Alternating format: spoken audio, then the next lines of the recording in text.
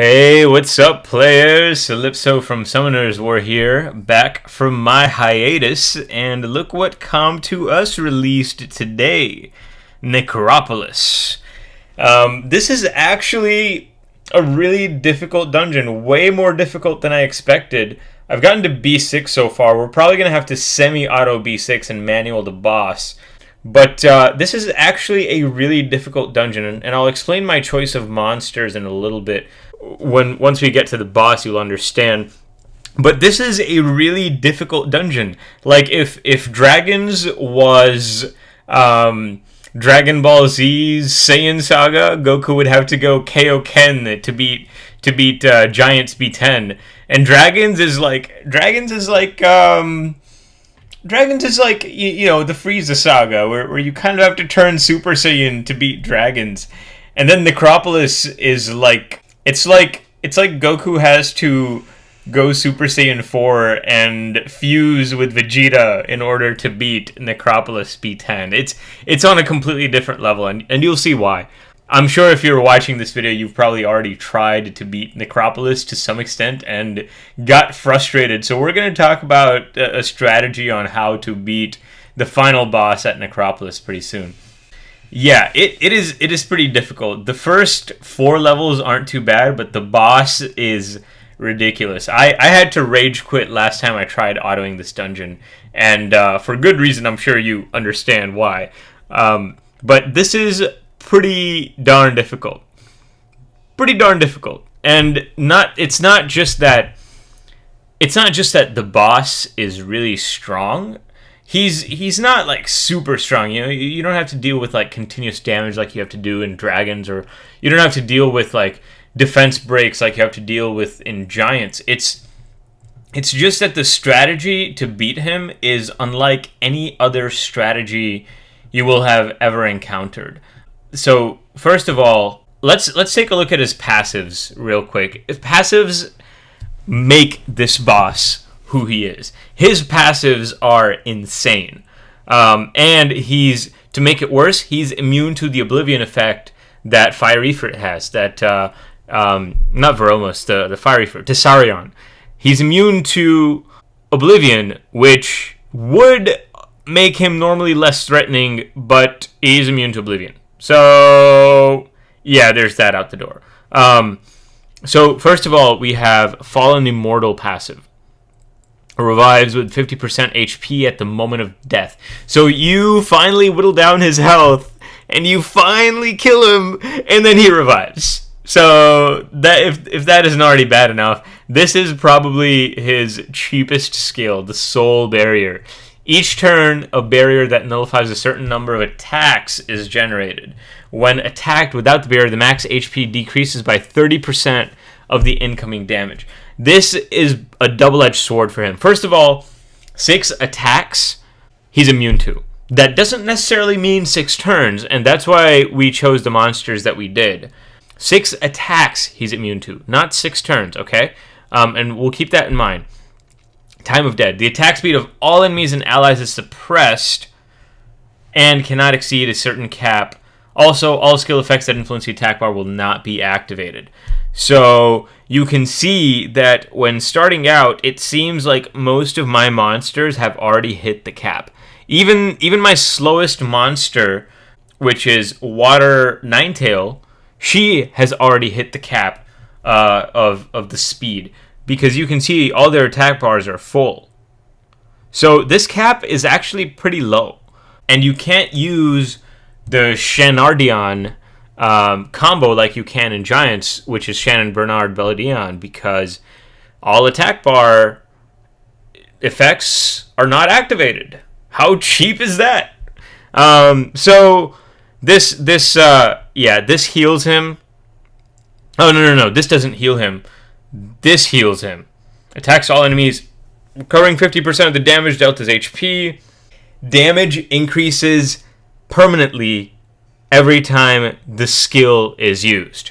So the longer you drag this battle on, the stronger he's going to get, and the more annoying he's going to get. And Imprisoned Soul pretty much destroys your team combo, your team synergy, by stealing a monster away from you. I'm normally not very skeptical, but I highly doubt if someone will come up with a way to auto him anytime soon just because of this skill. And even if they do figure out how to auto him, the team is going to just require so many nat 5s with so many overpowered runes that it's not even going to be funny, because this skill completely destroys your team synergy.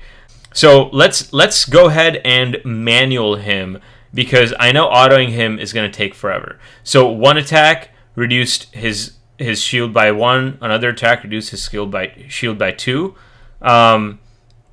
I'm going to use Magic Shot, and you'll see what it means by every single attack. This shoots 4 magic bullets, right? So that should destroy his shield. 4 magic bullets, he has 4 more shields. So let's see what happens. 1, 2, 3, 4. Yep, that destroyed his shield. So now I can just keep attacking. I'm going to use Soul Snatcher on him. And now he recovered his shield. Every single turn he recovers his shield. How annoying is that? How cheap is that, man? This is why you want monsters with violent runes. Hua has a passive. My Hua isn't violent, but her passive gives her a chance to strike again, which is kind of like violent runes. And then Orochi, naturally, he's got his 6 ninja stars, which just wreck him really easily. And he is also immune to buffs and most debuffs. So it helps that he's immune to buffs. Like, he can't get buffed, which is really helpful when he steals my cheat soon. Yeah, see what he just did there? Like, what a dick, man. He just took my monster. Like, that ain't cool, man. That ain't cool. I gotta teach him a lesson. I gotta teach him a lesson for doing that.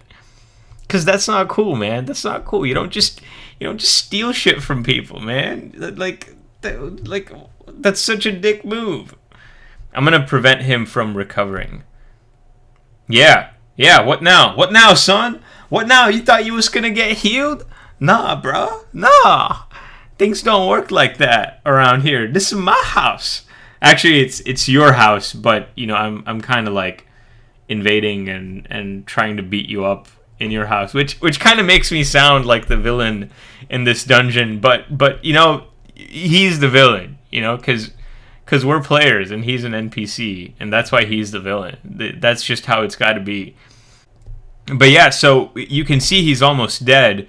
There is one skill that we forgot about with him though, and he's about to activate that skill. Like, soon as we kill him, like, he's gonna activate that skill. I just know it.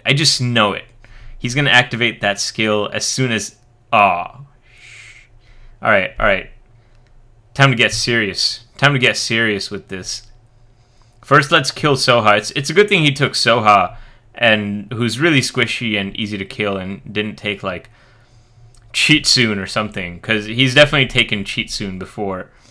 Oh, shit. That almost killed my Soha. How dare he almost kill Soha? But yeah, he's gotta go down now. He's gotta. I'm gonna stop him from recovering. I'm gonna keep bombarding him, and he's not gonna be able to recover from that. Because Water Magical Knight actually ended up being useful in dungeons for once. Who would have thought? Who would have thought that was actually possible? That Water Magical Knight, Magic Knight, whatever.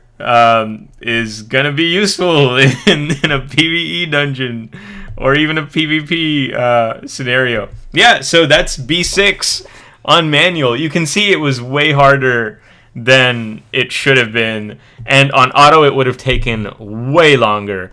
I mean, this is B6. This isn't even B7 that we're talking about right here. So I haven't even gotten my mystical scroll from B7 yet. But that's it for this video. Maybe I'll just shoot a B7 video as a bonus. My monsters that I used aren't that good, but you'll notice that the reason I chose them is because they have the ability to attack multiple times in a single turn. Chasun is violent. Prochi has his skill with ninja stars. Hua has her passive.